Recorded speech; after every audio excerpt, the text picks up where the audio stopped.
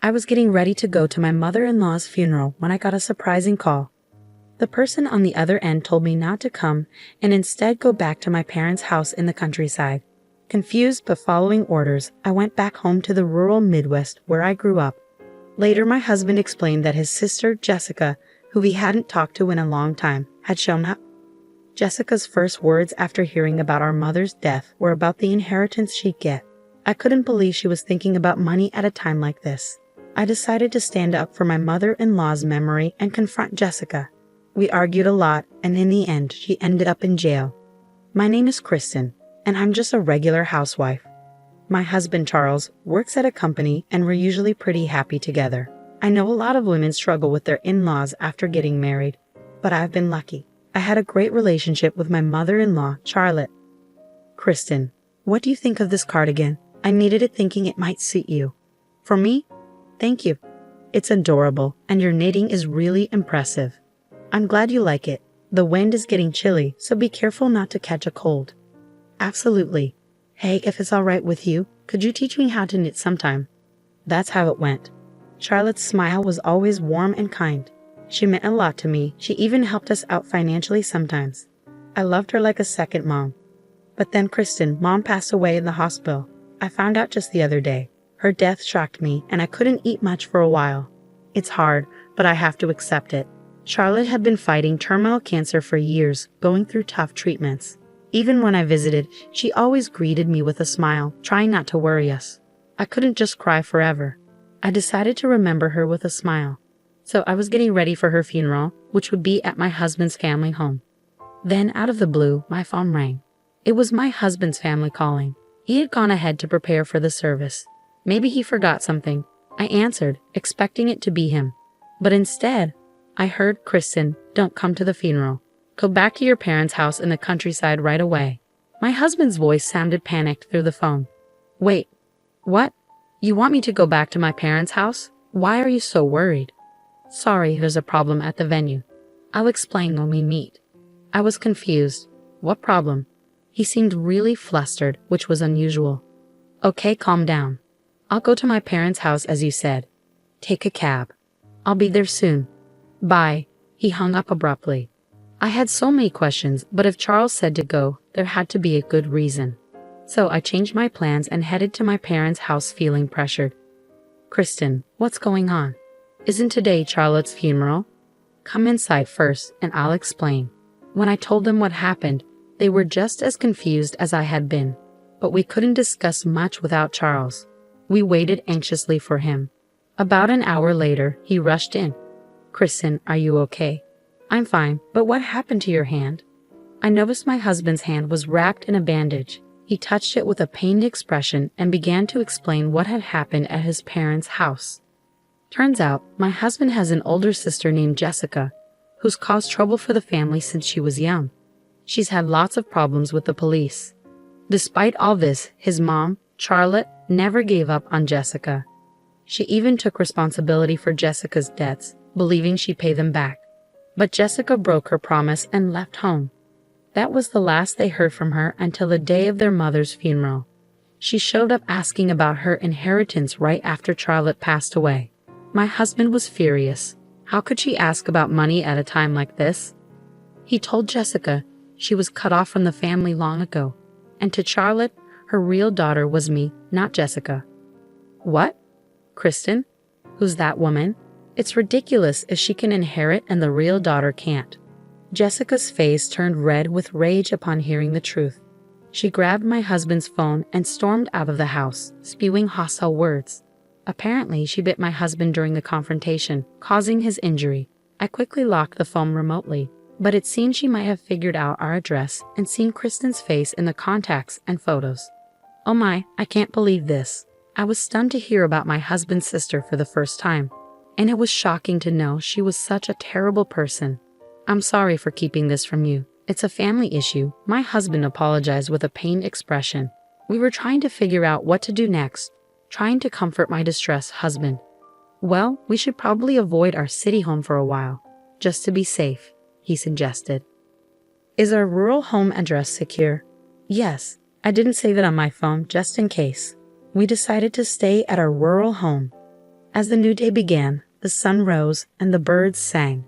I'm heading to work. If anything happens, call me on my spare phone, okay? Have a good day. I waved goodbye to my husband as he drove off, forcing a smile. But inside, I was filled with worry. What if my sister-in-law showed up? What if she tried to harm me? These thoughts kept me on edge. Whenever I closed my eyes, I couldn't shake the memory of Jessica's angry face at my husband's family home. But here in our rural home, life was calm. Days passed without any trouble, and I started to feel more at ease. The worries that had haunted me were fading away, almost gone. If only the problem with my sister-in-law could just vanish. I began to feel hopeful. But then everything changed.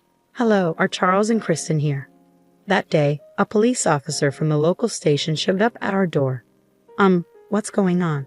I asked nervously, sensing something bad. And unfortunately, I was right.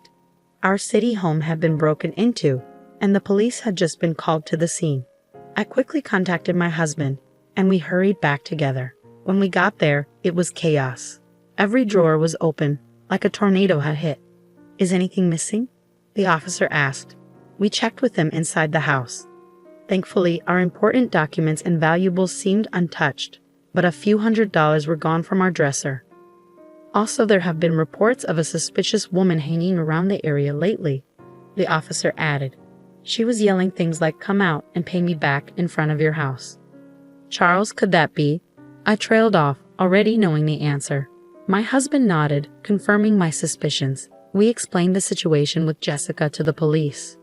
The police handled the situation with the disrupted funeral, the stolen phone, and my husband's injured hand quite efficiently. It helped that we had already reported the phone incident to them.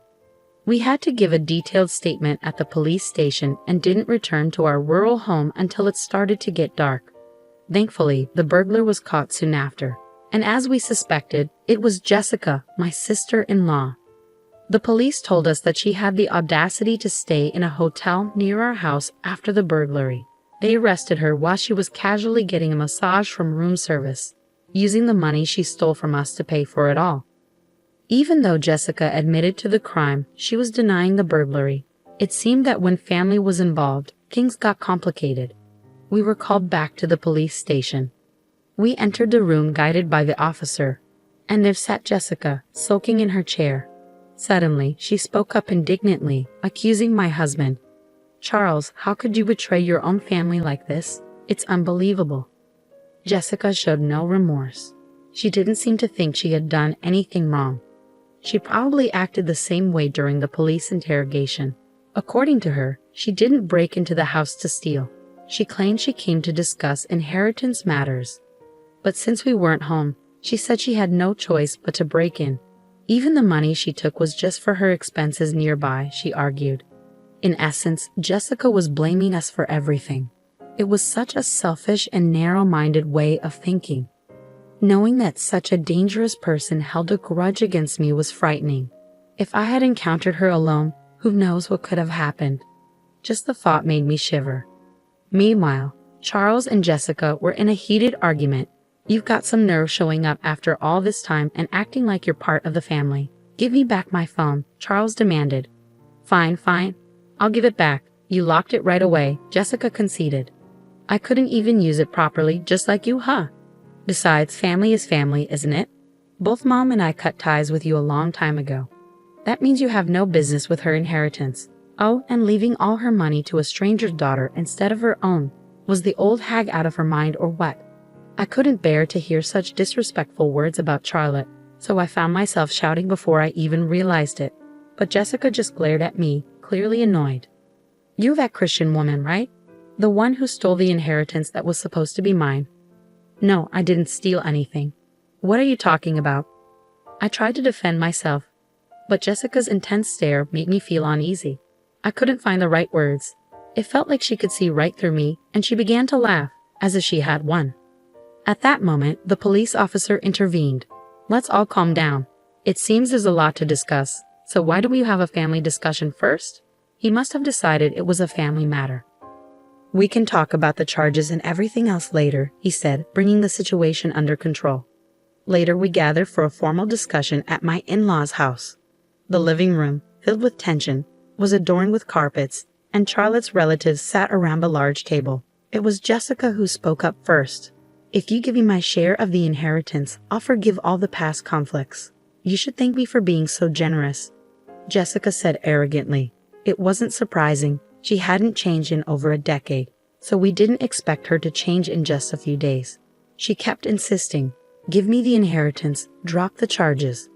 But we had no intention of meeting her demands. "We've already explained. You were disinherited, so you're not entitled to any of Mom's inheritance." "Well, then why don't you give me some money after you receive the inheritance?" "There's no way that ridiculous idea is going to happen," my husband said, clearly frustrated. I tried to calm him down before addressing Jessica, trying my best to keep a level head. "Jessica, did you actually read all of Charlotte's will? There was a section about you as well. I'm only interested in the part about the inheritance. The rest is probably just her complaints against me." "No, Charlotte was worried about you. She felt regretful," I explained. "Well, then she should have given me the inheritance even more so," Jessica retorted with annoyance. I felt angry, but mostly just sad. She saw her own mother, Charlotte, as nothing more than a way to get money.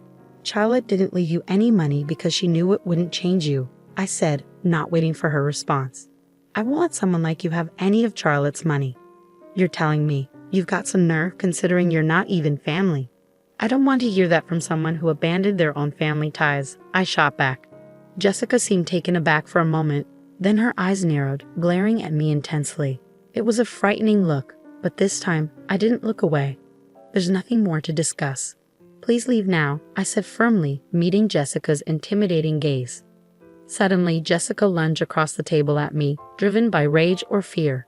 But my husband and other family members quickly restrained her. 10 minutes later, the police arrived and escorted her out forcefully. Throughout the ordeal, Jessica continued hurling insults.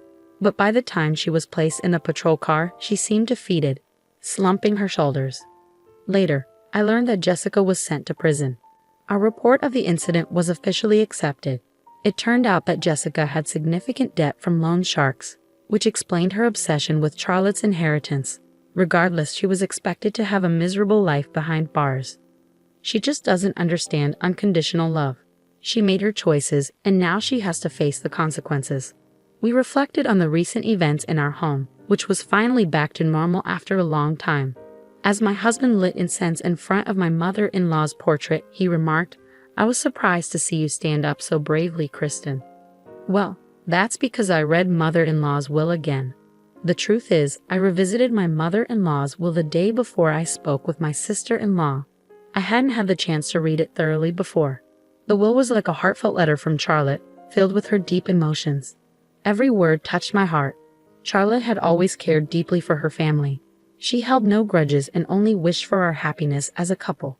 She would have done anything for her real daughter.